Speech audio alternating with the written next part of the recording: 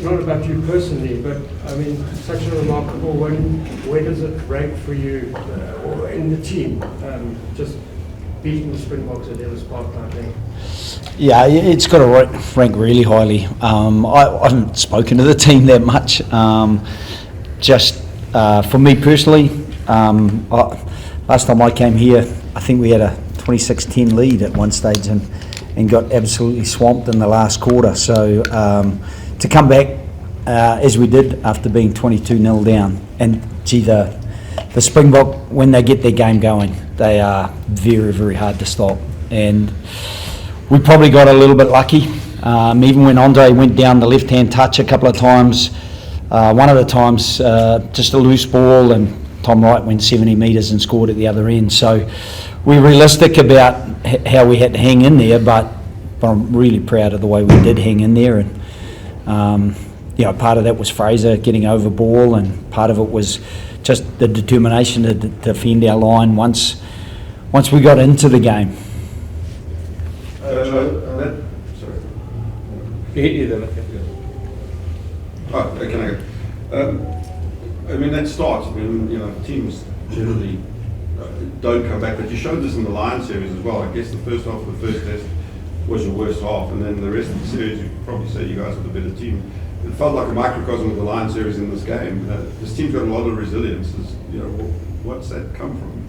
Yeah, I think they're actually quite a tight group. They get on very well together, and spending the week over here in Joburg, we've been really looked after superbly by St. Stithians.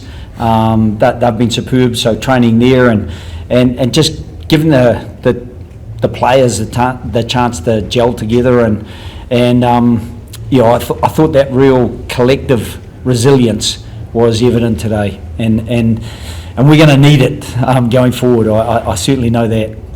Thanks, man. Joe, can you just give us an injury update from all the injuries from today's game, and will you be making an SOS call back to Australia? Yeah, possibly. Dylan Peach, his jaw came off second best to see his shoulder, and he looks like he's either badly bruised it or potentially fractured it. So Peachy, we will find out. He's got scans either this evening or tomorrow morning. Harry Wilson is a little bit more promising. He just hurt that knee a little bit awkwardly when he got that second try. So he will hopefully be okay for next week. And if we do look for an SOS, then it'll probably be for a back three player if Dylan Peach isn't 100%. Joe, congrats on a fantastic win. That was certainly remarkable. Your team's discipline, especially in that second half, was exceptional. I think only 4 penalties in the entire game, or only 1 in the second half, and 13 Bok 22 entries in that the whole game. The breakdown was the key to you guys' success, and especially Fraser over there. Maybe just chat a bit about the breakdown and how you guys targeted the name. Yeah, I think it maybe started at line out. We managed to steal 1 or 2 and then upset 1 or 2. So when those entries came, we managed to get it at source a couple of times, and then to be honest, as well as Fraser did and the other players did, we were probably a little bit lucky because Peter Steff at one stage just went to pick and go, and he just knocked it on, and there was a couple of errors, uncharacteristic errors from the Springbok, where I think next week if they pick and go there, and he's such a powerful athletic man that he will be a handful. So it was probably a mix of us and a little bit of inaccuracy from the Springbok, because when they were accurate, you saw that first 20 minutes. I just saw wave after wave, and even that very first try was impressive. Fraser, just talk us through Swahili's. I saw him today. I know beforehand I heard about his routine, warm-up routine, but you can just talk us through how he goes about his routine. Yeah, Sue's a very professional guy. He likes to wake up early, do a stretching, get mentally right, and thought he was outstanding tonight. He brought some big collisions, some big moments. Yeah, he was outstanding. Fraser, I'm curious what was being said in the huddle at 22-0 down and this wave that was coming, and you clearly didn't lose belief because of what we saw later, but how do you not lose belief in that moment? What were you guys saying to each other under the pole? I think it was just about stepping into contact. Like Joe said, the Boks were outstanding when they had a bit of a flow.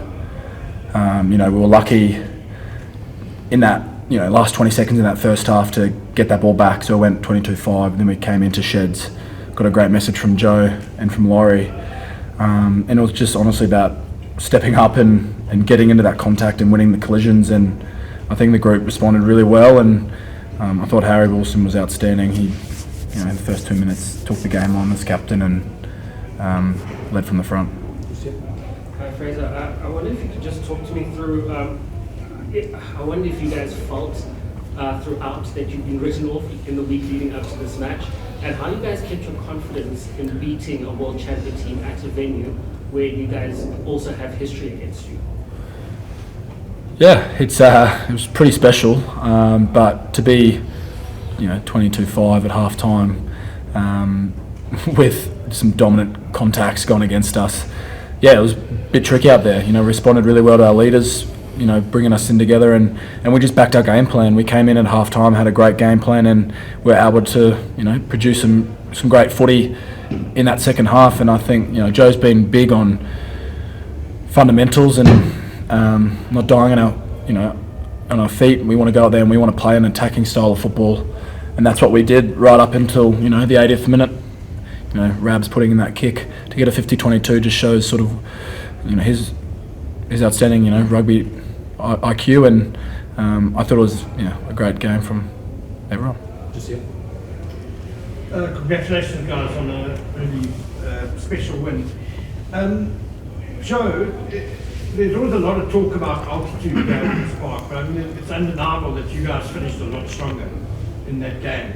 Do you feel that the Wallabies managed the game a bit better? Do you feel like maybe the Springboks, that unbelievable first 20 maybe shocked their bolt a bit? Yeah, it's funny. I've coached enough teams because I'm really old, and I've had teams who get I wouldn't say it was a soft start, but they got a very, very rapid start, and it can sometimes just cause a bit of a lapse in effort and concentration. And I think they just gave us a little bit of belief. I think we won the second quarter 5-0, and so we had a little win there, and that gives a little bit of confidence. And again, I thought our bench did really well. Coming off, young Zane Nongor, he's just a kid. Angus Bell was very physical. Again, Jeremy Williams did well, and he'd done a super job coming on in the third test against the British and Irish Lions as well. Tate McDermott, he came on as a winger, he came off, he went back on as a halfback and did a super job. And so did Andrew Callaway. He's got a really good rugby IQ as well, Kells, and so yeah, I thought that management and that effort was that they combined to keep us probably not always on the front foot. Like the reality is, the Bok, they still got us a few times, particularly on reverse plays where they bring us to the middle of the field and sweep back, and we were only just hanging on. There was a couple of fantastic, desperate tackles where guys were diving just to get a foot or get a half a jersey. There's one where Max Jorgensen just gets a jersey, and so we're realistic about just how good they are, and sometimes you just get a little bit of luck. George, did changing the team twice disrupt the preparation in any way? Because I mean, on Thursday before the team announcement, obviously there was an injury, and then team announcements, and again on captain's run, and another change in match day 23. Was there any disruptions whatsoever? Yeah, a little bit. But Tane stepped in really well. You know, it was his birthday today.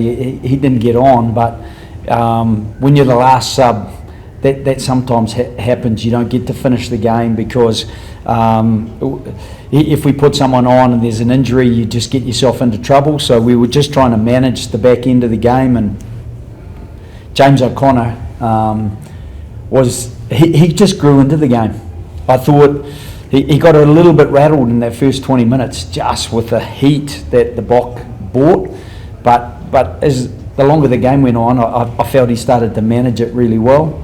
You